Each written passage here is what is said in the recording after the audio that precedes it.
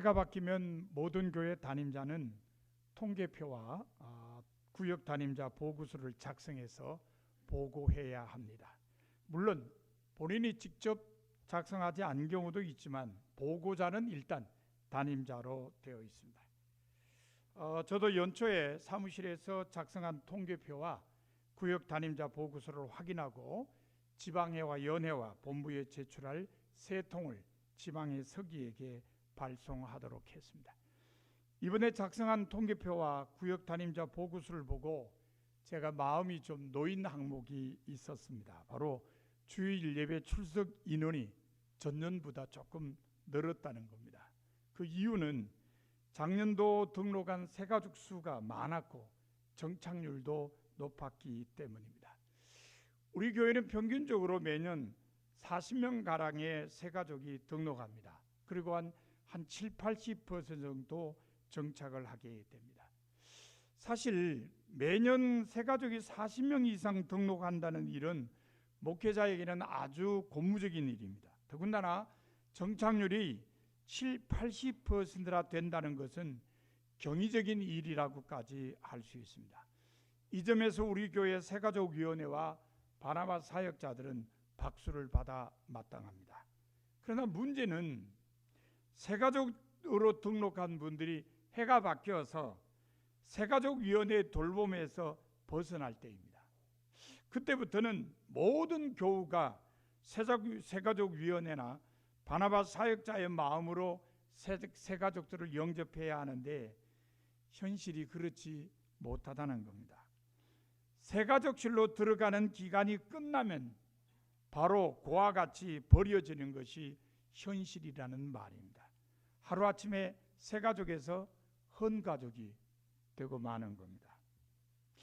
이 점에서 올해 우리 교회가 관심을 가져야 할 것은 열심히 전도하여 많은 새가족을 교회로 인도하는 것과 더불어서 교회에 출석하는 새가족을 잘 영접하여 온전한 중국가족이 되게 하는 것이라고 할 수 있습니다. 이 점에서 우리 청년교회도 마찬가지라고 여겨집니다. 청년교회도 이제 새가족들, 새롭게 청년부에 들어오는 회원들을 막 영접하는데 처음엔 뭐 신입생으로 들어와서 얼마나 좋아요, 그죠? 이쁘고 사랑스럽고. 근데 좀 지나다 보면은 너 왔니? 뭐 이렇게 된다는 거예요. 그러니까 청년들이나 어른들이나 다 마찬가지라는 겁니다. 새가족으로 등록시키는 것도 중요하지만 그거에 못지않게 중요한 게 잘 영접하여서 온전한 공동체의 구성원이 되게 하는 것, 이게 중요하다는 겁니다. 영접이라고 하는 것은 교회뿐만 아니라 모든 공동체에서 중요합니다. 어렵게 공동체에 합류시켜도 공동체 구성원들이 환대해 주지 않으면 정착하기는 힘들기 때문입니다. 그런 점에서 교회 안에서 영접은 전도만큼 중요하다는 것을 인정해야 됩니다. 많은 사람이 전도의 중요성을 인정합니다. 그래서 전도를 한 사람은 인도자로 이름도 남기고 연말에는 상을 받기도 합니다. 하지만 전도를 통해 새가족이 된 사람은 다른 교인들이 어떻게 영접하느냐에 따라서 온전한 교인으로 정착할 수도 있고 잠시 머물다가 떠나갈 수도 있습니다. 그래서 전도 못지않게 영접이 중요하다고 말을 하는 겁니다. 그러면은 교회를 찾아온 새가족을 어떻게 영접해야 할까요? 하나님께서는 아브라함을 통해 그 해답을 알려주십니다. 아브라함은 믿음의 조상이라고 불리는 사람입니다.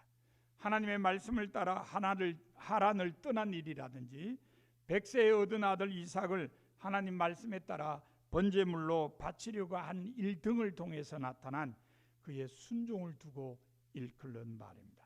그러나 아브라함은 동시에 영접이라는 측면에서도 좋은 본을 보여줍니다.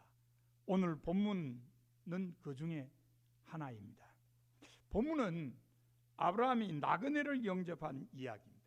이 이야기의 배경을 보면 먼저 장소는 헤브론입니다. 구체적으로 마므레에 상수리 나무들이 있는 아브라함의 장막입니다. 창세기 12장에 의하면 이곳은 아브라함이 가나안 땅에 들어와 처음으로 하나님께 단을 쌓은 곳입니다. 또한 조카 롯과 분가한 후에 삶의 터전으로 자리 잡은 곳이기도 합니다. 시간은 날이 뜨거울 때였습니다. 세번역 성경은 한창 더운 대낮이라고 번역했습니다. 혹시 여러분 중에 전에 가지고 계시던 성경, 개역 성경 있는지 모르겠습니다만 개역 성경에는 뭐라고 번역한지 아십니까? 오정이라고 번역했어요. 요즘 잘 안 쓰는 단어죠, 그죠? 오정이라고 번역했습니다. 어떻게 번역했든지 간에 의미는 더워서 밥 먹고 쉴 시간이라는 겁니다. 예, 바로 그런 시간에 세 사람이 아브라함이 있던 장막에 나타났습니다. 장막이라고 번역된 히브리어 오헬이 휴식처라는 뜻을 가지고 있음을 감안하면 밥 먹고 휴식을 취하기에 가장 적합한 시간과 장소가 이 이야기의 배경이라고 할 수 있습니다. 자, 이야기는 아브라함이 있던 장막에 세 사람이 나타나면서 시작됩니다. 세 사람이 어떤 존재인지에 대해서는 다양한 해석이 있습니다. 그러나 본문에는 분명하게 나타나 있지 않습니다. 분명한 건 뭐냐? 아브라함의 눈에 세 사람이 나타났다는 겁니다. 더 중요한 건 뭐냐? 이 세 사람이 신적 존재라는 것입니다. 이 사람들이 신적 존재라는 것은 본문 2절에 나타납니다. 자, 여러분 본문 2절에 보면은 아브라함이 눈을 들어 본 적 사람 셋이 맞은편에 서 있는지라고 기록되어 있습니다. 서 있는지라, 이거는 서 있었다는 뜻입니다. 저기서부터 오고 있었다는 뜻이 아니에요. 갑자기 앞에 서 있었다는 겁니다. 아이들 말로 하면 짠하고 나타났다는 의미가 담겨져 있습니다. 그러니까 이 세 사람은 신적 존재인 것입니다. 문제는 아브라함이 그것을 전혀 깨닫지 못했다는 겁니다. 그냥 지나가는 나그네로 알고 그들을 영접하며 정성껏 대접했습니다. 본문에 나타나는 아브라함의 영접은 참 훌륭합니다. 온전한 영접이라고 할 수 있는 이 영접은 세 가지 특징을 나타냅니다. 첫 번째 특징은 아주 신속한 것입니다. 본문 2절 뒷부분에 보면 아브라함은 그들을 보자 곧 장막문에서 달려나가 영접했습니다. 달려나가 영접했다는 것, 아주 신속하게 영접했다는 의미죠. 공동번역은 이 부분을 이렇게 번역했어요. 그들을 보자마자 천막문에서 뛰어나가 맞았다.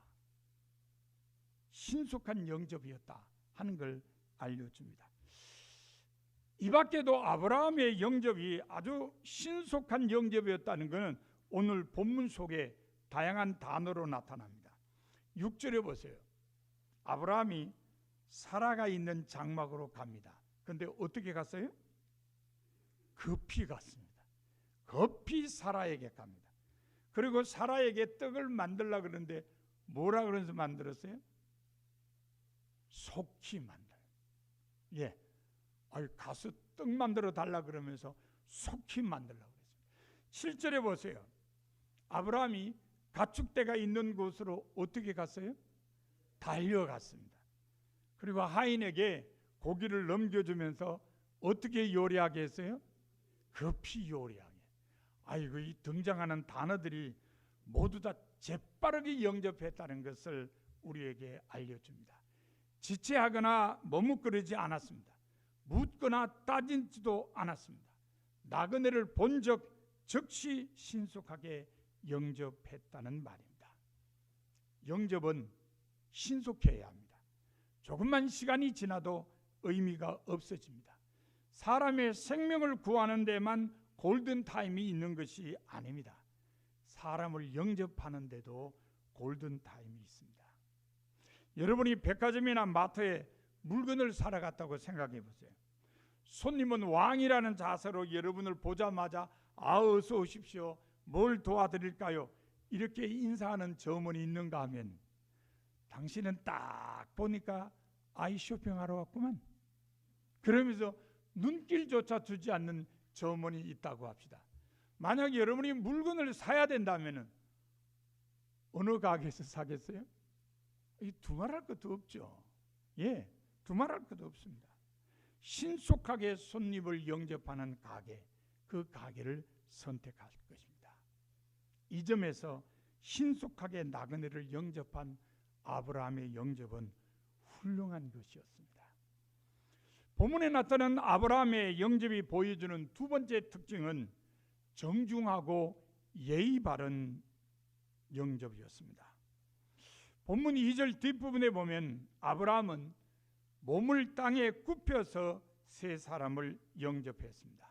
이것은 상대방을 높이는 격식을 갖춘 예의 바른 행동입니다. 우리나라식으로 말하면 엎드려 절하는 것과 마찬가지입니다. 3절과 4절에 의하면 몸을 땅에 굽혀 세 사람에게 인사를 한 아브라함은 내 주여 내가 주께 은혜를 입었사오면 원하건대 종을 떠나 지나가지 마시옵고 물을 조금 가져오게 하사 당신들의 발을 씻으시고 나무 아래에서 쉬소서라고 권했습니다. 내 주여라는 말은 상대방을 높이는 호칭입니다. 요즘 우리말로 하면 어르신이나 선생님 같은 표현입니다. 예의 바른 호칭임을 알 수 있습니다. 내가 주께 은혜를 입었사옴이라는 말은 이건 좀 어색합니다. 어떻게 처음 만나는 사람에게 내가 주께 은혜를 입었사오면 이렇게 말할 수 있는가, 이렇게 어색하게 느껴집니다. 그러나 원문에 의하면, 히브리어 원문에 의하면 예의를 갖춘 세련된 말이라고 합니다. 그래서 공동 번역은 괜찮으시다면 이렇게 번역을 했고, 새 번역은 저를 좋게 보시면 이라고 번역을 했습니다. 다음에 물을 조금 가져오게 하사 당신들의 발을 씻으시고라는 말이 나옵니다. 가나안 땅에서 발을 씻도록 물을 제공하는 일은 손님 접대 필수 요소입니다. 왜 그럴까요? 가나안 땅은 모래가 많고 그 사람들의 신발은 샌들 같은 것이기 때문입니다. 그러니 항상 발이 더러울 수밖에 없죠.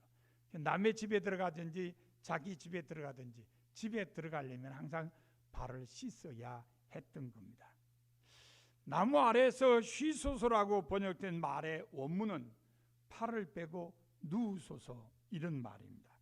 이것은 편안한 휴식의 자세를 취하라는 말입니다. 유대인들은 음식을 먹을 때 어떻게 먹죠?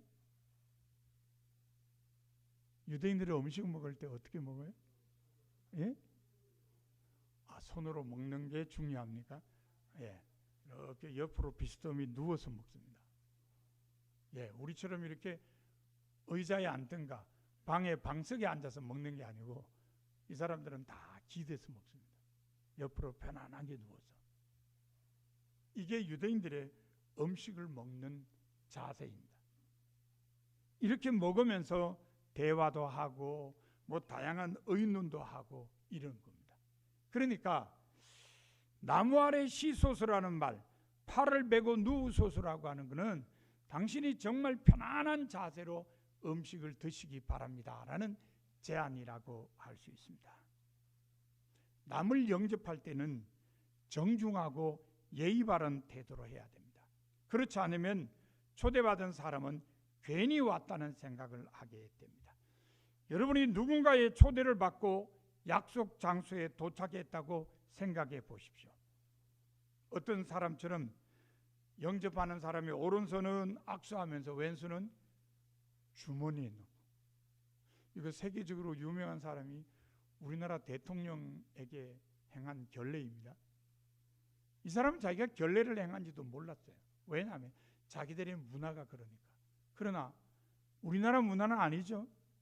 우리나라 문화는 그러면 안 되죠. 아니 오른손으로 악수하면서 왼손으로 어떻게 바지 주머니에 넣고 있습니까? 그건 안 되죠. 적어도 우리나라 같으면은 머리 숙여 인사도 한번 하고 손도 그냥 하나가 아니라 둘로 이렇게 뭐 이 정도는 돼야 예의 바르다 그러지. 한 손은 악수하고 한 손은 바지 주머니에 손을 넣고 있다. 이건 예의 바른 영접이 아닌 겁니다. 이 점에서 문화에 맞는, 그 지역사회 문화에 맞는 정중하고 예의 바른 영접을 한 아브라함의 영접은 훌륭한 것이었다, 이렇게 말할 수 있습니다. 자, 본문에 나타나는 아브라함의 영접이 보여주는 마지막 세 번째 특징은 기쁨과 사랑이 충만한 것입니다. 여러분, 본문 5절에 보면요, 아브라함은 세 사람에게 이렇게 말을 합니다. 내가 떡을 조금 가져오리니 당신들의 마음을 상쾌하게 하신 후에 지나가소서. 여러분, 떡을 조금 가져오리니 그래서 떡 요만큼 가져온다고 생각하세요? 아니죠. 이거는 사실 차린 건 없지만 많이 드십시오라는 표현하고 일맥상통하죠. 조금 준비한다는 것, 실제는 엄청나게 준비하는 게 사람 마음이죠. 실제로 6절부터 8절까지 나타나 있는 음식을 보면은 굉장합니다. 사라가 아까 뭘 만들려고 그랬죠?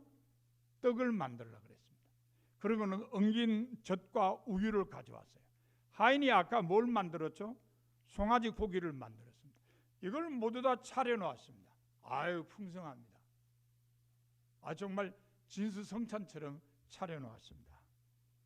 자기 것을 희생하면서 풍성하게 나그네들을 대접한 것입니다. 사람이 다른 사람을 위해서 자기 것을 희생하며 풍성하게 대접하는 것은 두 가지 경우입니다. 첫 번째는 그 상대방의 신분이나 위치가 나와 밀접한 관계를 가질 때 그렇습니다. 가족이 좋은 예죠, 그죠? 자, 가족이 오면은 정말 내 것을 희생하면서 대접합니다. 왜? 가족이라는 사람들은 평생을 같이 만나야 될 사람이니까 자기의 최선을 다합니다. 그런데 가족이 아니라도 그래야 될 때가 있어요.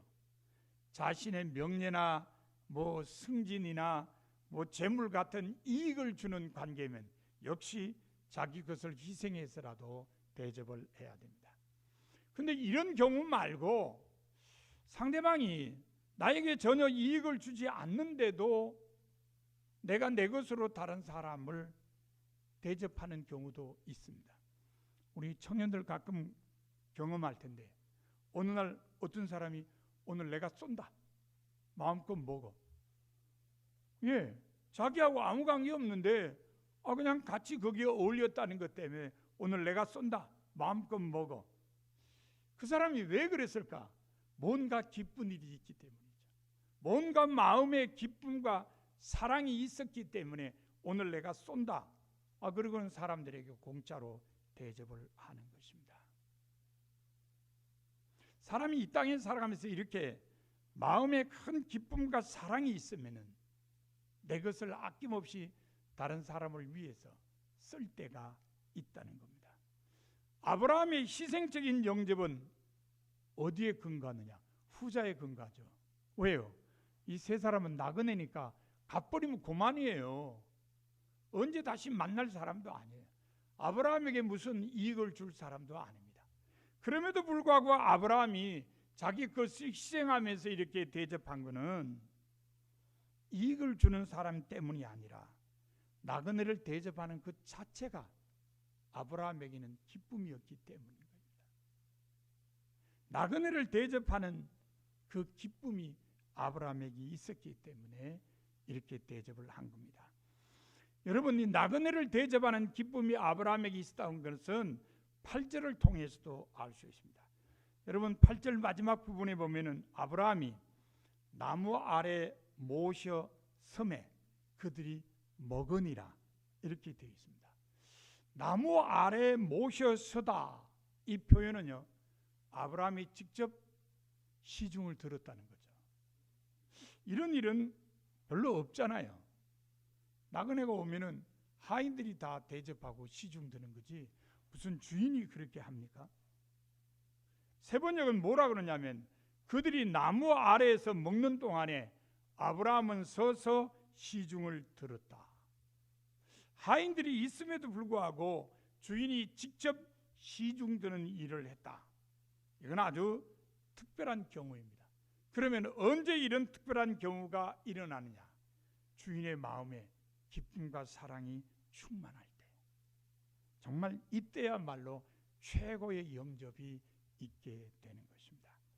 이 점에서 기쁨과 사랑으로 나그네를 영접한 아브라함의 영접은 훌륭한 것이었다고 할 수 있습니다. 자, 오늘 아브라함의 영접을 한번 보았습니다. 첫 번째가 신속한 것이었고, 두 번째가 정중하고 예의 바른 것이었으며, 세 번째가 기쁨과 사랑이 충만한 것이었습니다.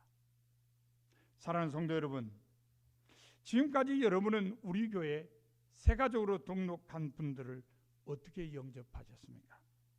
무관심하거나 무시하지는 않으셨습니까? 아무렇게나 대하지는 않으셨습니까?